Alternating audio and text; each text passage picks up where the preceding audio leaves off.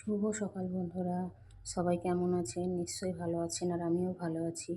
আজকে করব সবজি দিয়ে ডাল, তাই সব সবজি কেটে নিয়েছি, আলু, পটল, বেগুন, কচু, টমেটো। এবার আমি কড়াই বসিয়ে দিয়েছি, দিয়ে গোটা জিরে আর শুকনো লঙ্কা ফোড়ন দিয়েছি। এবার আমি সব সবজিগুলো ঢেলে দিচ্ছি, একটু নাড়াচাড়া করে নেব। নিয়ে এর মধ্যে আমি দুটো কাঁচা চেরা লঙ্কা দিয়েছি, আর লবণ দিয়ে দিচ্ছি, হলুদ দিয়ে দিলাম।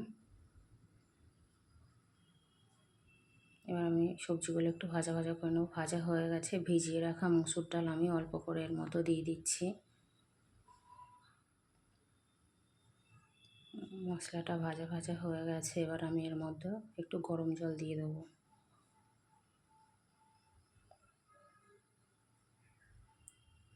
আর তরকারির মধ্যে দেওয়ার জন্য আমি গোটা জিরে ভেজে রেখেছি, এটা গুঁড়ো করে নিলাম।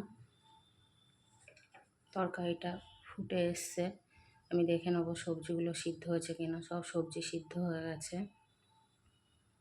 ওর মধ্যে আমি একটু চিনি অ্যাড করে দিচ্ছি, আর বেটে রাখা ভাজা মশলাটা এর মধ্যে আমি দিয়ে দিলাম।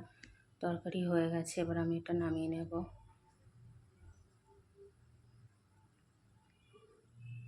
হয়ে গেছে, কেমন হয়েছে বলবেন।